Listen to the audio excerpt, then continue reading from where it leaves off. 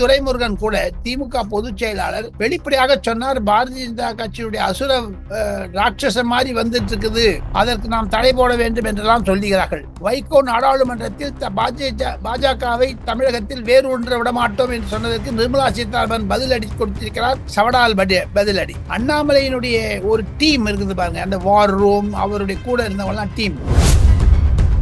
திராவிட முன்னேற்ற கழகத்தை தூக்கி எறிவதை தவிர ராஜ்யசபாவில் அதிமுகவிற்கு அதிக இடம் வேண்டும்.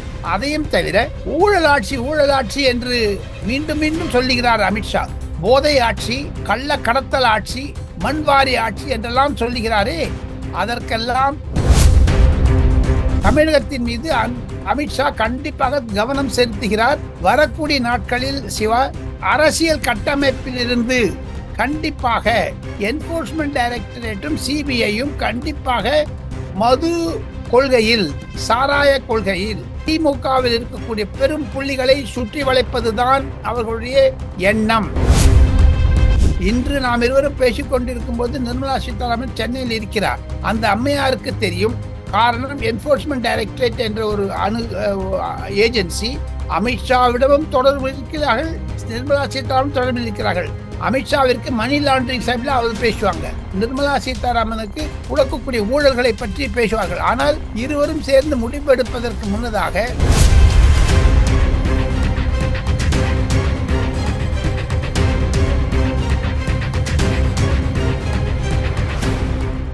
ரியல் ஒன் நண்பர்கள் நேயர்களுக்கு வணக்கம். தொடர்ச்சியாக பல்வேறு முக்கியமான தகவல்களை நம்முடைய வாசகருடன் பகிர்ந்து வரும் மூத்த பத்திரிகையாளர் டெல்லி ராஜகோபாலன் சார் அவர்கள் நம்முடைய இருக்கிறார். வணக்கம் சார். நமஸ்காரம் பா, நமஸ்காரம், வணக்கம் சார். கடந்த சில நாட்களாக போய்கிட்டு இருந்த தமிழக பாஜக தலைவர் அண்ணாமலை மாற்றம் அப்படிங்கிற ஒரு பரபரப்பு, அண்ணாமலை அவர்களே ஃபுல் ஸ்டாப் வச்சிருக்காங்க. அதாவது புதிய தலைவர் ரேஸ்ல நான் யாரையுமே கை காட்டல அப்படின்னு சொல்லி தெரிவிச்சிருக்காங்க. அப்போ புதிதாக ஒரு தலைவர் வரப்போகிறார் அப்படிங்கிற நிலை இருக்கிறது. இதை எப்படி சார் பாக்குறீங்க? ஏப்ரல் 9 இதற்கு ஒரு விடை கிடைத்துவிடும். அண்ணாமலை அவர்களுடைய பாரதிய ஜனதா கட்சிக்கு ஆற்றிய தொண்டு அவருக்கு ஒரு நன்மதிப்பை கொடுக்க இருக்கிறது. மத்திய பாஜக அண்ணாமலையை அப்படி திடீரென்று அவர் சொன்னதை வைத்துக்கொண்டு அவருக்கு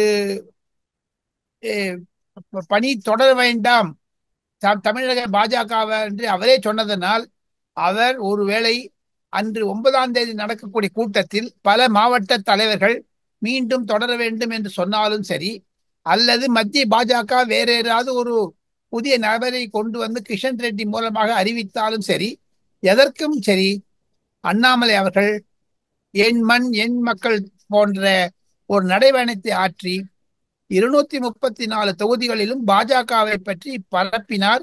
அவருடைய ஒரு மேன்மையான ஒரு தொண்டு பாரதிய ஜனதா கட்சி அவருக்கு மதிப்பு தரும் என்று தான் மத்திய பாஜக தலைவர்கள் சொல்லுகிறார்கள். சிவா சார், அதே நேரத்தில் அண்ணாமலை அவர்களை பொறுத்த வரைக்கும் திமுகவுக்கு எதிராக ஊழலுக்கு எதிரான போர் தொடர்ச்சியாக நடைபெறும். அதே நேரத்தில் இந்த மண்ணை விட்டு, தமிழ்நாட்டை விட்டு நான் வேறு எங்கும் செல்ல மாட்டேன் அப்படிங்கிறாங்க. அப்போ தலைவர் பதவியிலிருந்து அண்ணாமலை வெளியேறினாலும் தமிழ்நாட்டில தான் அவருடைய பணி தொடர போகிறதா சார்? அதுக்கான வாய்ப்புகள் இருக்கிறதா சார்? அதுக்கான வாய்ப்புகள் இன்னும் போக போதான் தெரியும். காரணம் என்ன என்று கேட்டால், 9 தமிழகத்தில் 2 நிகழ்வுகள் இருக்கின்றன. ஒன்று முதலமைச்சர் கூட்டிய அனைத்து கட்சி கூட்டம் நீட்டை பற்றி, இரண்டாவது அண்ணாமலையினுடைய தொடர்ச்சியாக யார் வரப்போகிறார்கள் என்பது. ஆக மொத்தம் 9 பிறகுதான் அண்ணாமலையினுடைய எதிர்காலம் அவரே வரையறுத்துக் கொள்ள வேண்டிய நிலைமை வரும். இருப்பினும் மீண்டும் மீண்டும் சொல்ல முடியும், சமூக வலைதளங்களிலும் சரி, பொது மக்களிடையே சரி, அண்ணாமலையை பற்றி வரக்கூடிய ஆதரவு செய்திகள் கண்டிப்பாக மத்திய பாஜகவிற்கு அவர்களுக்கு நன்றாக தெரியும். போதாத குறைக்கு அண்ணாமலையினுடைய ஒரு டீம் இருக்குது பாருங்க, அந்த வார் ரூம், அவருடைய கூட இருந்தவங்கலாம் டீம், அவர்களுடைய எதிர்காலம் எப்படி இருக்கும் என்பதும் பொறுத்திருந்து பார்க்க வேண்டும். சில விருப்பு வெறுப்புகள் இடையே அண்ணாமலையினுடைய இது மாதிரியான ஒரு அறிவிப்பு என்பது பல பாஜக தொண்டர்களை ஆழ்மையில் ஒரு அனுதாபத்துடன் ஆற்றிவிட்டது. எனினும் மத்திய பாஜக அதை பற்றி ஒரு வார்த்தை சொல்லவில்லை இது வரைக்கும். நட்டாவோ சரி, மிஸ்டர் ஜே.பி. நட்டாவோ, மிஸ்டர் அமித்ஷாவோ, மிஸ்டர் அருண் சிங்கோ, பி.எல். சந்தோஷோ ஏற்கனவே அவர்கள் இது பற்றியான ஒரு நிகழ்வை 9 தான் தெரிவிப்போம் என்று பாஜக தலைமை கட்சியிலிருந்து ஒரு விதமான அறிவிப்பு இதுவரைக்கும் வெளியிடவில்லை என்பதுதான் குறிப்பிடத்தக்கது. சிவா, சார், இப்போ அண்ணாமலை மாற்றமே அமித்ஷாவுடைய ஒரு வியூகத்தின் அடிப்படையில் தான் நடக்கிறது. அதாவது பாத்தீங்க அப்படின்னா, அதிமுகவோடு பாஜக கூட்டணி வச்சோம் அப்படின்னா, அதிமுக தலைமையில் இருக்கக்கூடிய எடப்பாடி பழனிசாமியும் அண்ணாமலை அவர்களும், பாஜகவுடைய தலைவர் அண்ணாமலை அவர்களும் ஒரே கம்யூனிட்டியை சேர்ந்தவங்க, ஒரே மண்டலத்தை சேர்ந்தவங்க. இந்த அடிப்படையில் பார்க்கும் போதுதான் வேறு மண்டலத்தை சார்ந்த ஒருவர், வேறு சமுதாயத்தை சார்ந்த ஒருவரை பாஜக தலைவராக போட்டு பாஜகவும் அதிமுகவும் கூட்டணி வைத்தால் வாக்கு வங்கி இன்னும் அதிகரிக்கும் அப்படிங்கிற நிலையில தான் அமித்ஷா இது போன்ற ஒரு தலைவர் மாற்றத்துக்கே முடிவுக்கு வந்தார் என்று சொல்லப்படுகிறதே சார். அது உண்மையா சார்? பல காரணங்கள் கண்டிப்பாக இருக்கிறது. நாம் 360 டிகிரி ஒரு விஷயத்தில் பார்த்தால், 4 திசையிலும் பார்த்தால், கிழக்கு மேற்கு வடக்கு தெற்கு என்று நாம் இருவரும் பேசிக்கொள்கிறோம். சிவா, சிவாவுடைய கருத்து, ராஜகோபாலுடைய கருத்தை மத்திய பாஜக ஏற்றுக்கொள்ளும். நம்மளுடைய வீடியோ காட்சிகளை அவர்களும் பார்க்கிறார்கள் என்ற ஒரு பெருமிதத்துடன் நான் சொல்ல முடியும். இருப்பினும் பிரதமர் நரேந்திர மோடிக்கும் அமித்ஷா உள்துறை அமைச்சருக்கும் தெரியாததை சிவாவோ ராஜகோபாலனோ புதியதாக சொல்ல போவது கிடையாது. காரணம், அவர்கள் நேரடியாக பல பல தலைவரிடம் பேசிக் கொண்டிருக்கிறார்கள். தமிழக பாஜக தலைமையை கண்டிப்பாக நோட்டா கட்சி என்றெல்லாம் ஏளனம் செய்தார்களே, இந்தி கட்சி, வட இந்திய கட்சி என்றெல்லாம் சொல்லி. ஆனால் அதே துரைமுருகன் கூட, திமுக பொதுச் செயலாளர், வெளிப்படையாக சொன்னார், பாரதிய ஜனதா கட்சியுடைய அசுர ராட்சச மாதிரி வந்துட்டு இருக்குது, அதற்கு நாம் தடை போட வேண்டும் என்றெல்லாம் சொல்லுகிறார்கள். வைகோ நாடாளுமன்றத்தில் பாஜகவை தமிழகத்தில் வேறு ஒன்ற விடமாட்டோம் என்று சொன்னதற்கு நிர்மலா சீதாராமன் பதிலடி கொடுத்திருக்கிறார். சவடால் பதிலடி. ஆக மொத்தம் பாஜக தொண்டர்கள் கட்சி என்றும் தலைவர்கள் குறைந்தாக இருக்கிறார்கள் என்றும் அண்ணாமலை ஏற்படுத்தி கொடுத்து விட்டார். இந்த நிலையில் பார்த்தால் அமித்ஷாவிற்கு நன்றாக தெரியும் தமிழகத்தினுடைய எதிர்காலம் பற்றி, பாஜகவை பற்றி, அதிமுகவை பற்றி.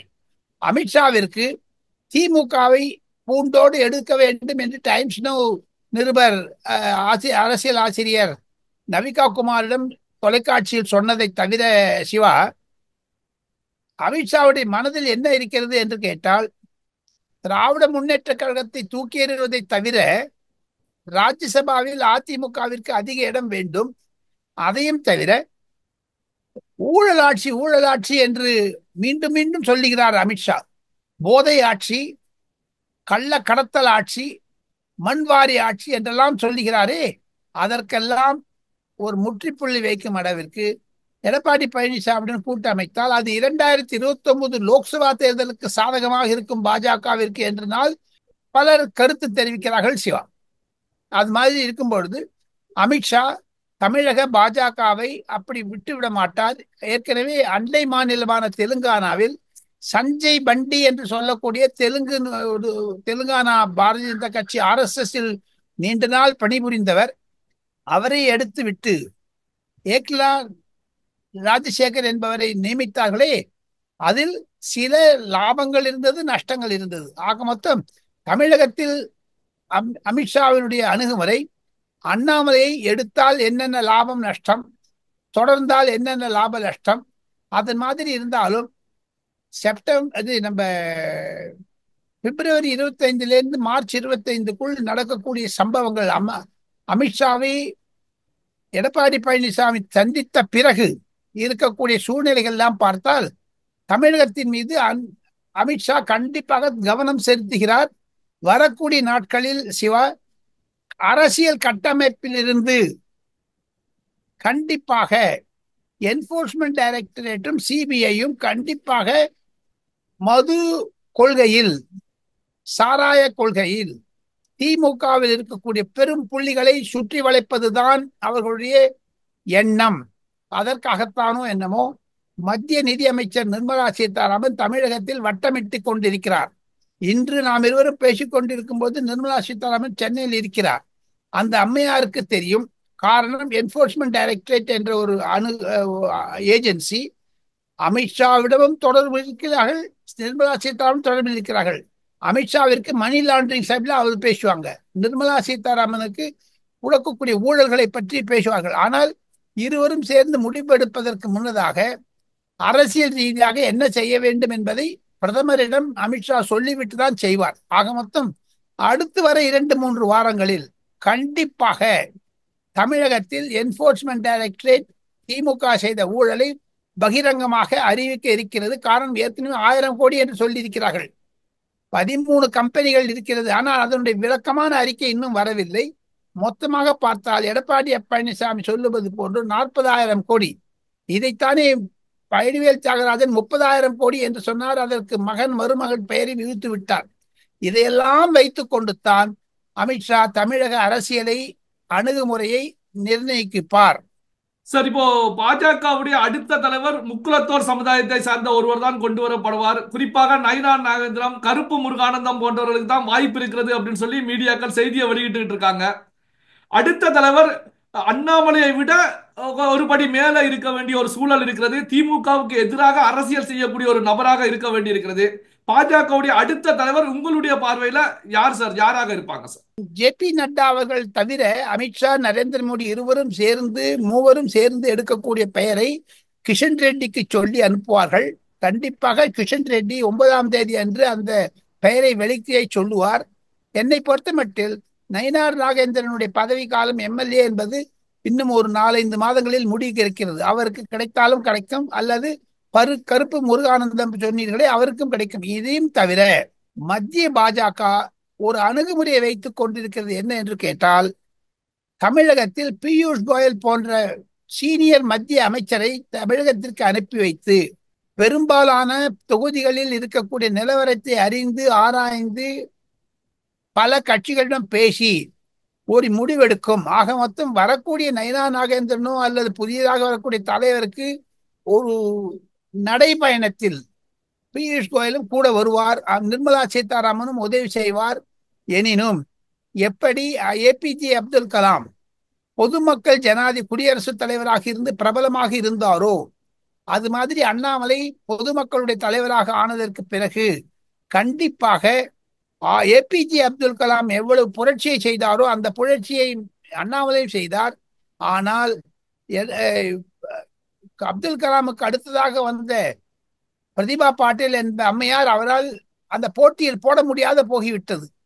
அப்துல் கலாமுக்கு ஈக்குவலாக வர முடியாது போகிவிட்டது. ஆக மட்டும் அடுத்த பாஜக தலைவர் அண்ணாமலை மாதிரி இருப்பாரா, அதை விட வேகமாக இருப்பாரா, குறைவாரா என்பதெல்லாம் பொறுத்திருந்துதான் பார்க்க வேண்டும். சீனா, எனினும் எடப்பாடி பழனிசாமியினுடைய ஒரு அணுகுமுறை கூடிய விரைவில் அமித்ஷாவுடன் 2வது முறையாக சந்தித்து பேசுவார்கள் என்று தான் டெல்லியில் இருக்கக்கூடிய செய்தி உலாவுகின்றன. சிவா, பல்வேறு முக்கியமான தகவல்களை நம்முடைய வாசகருடன் பகிர்ந்து கொண்டதற்கு நன்றி சார். நன்றி.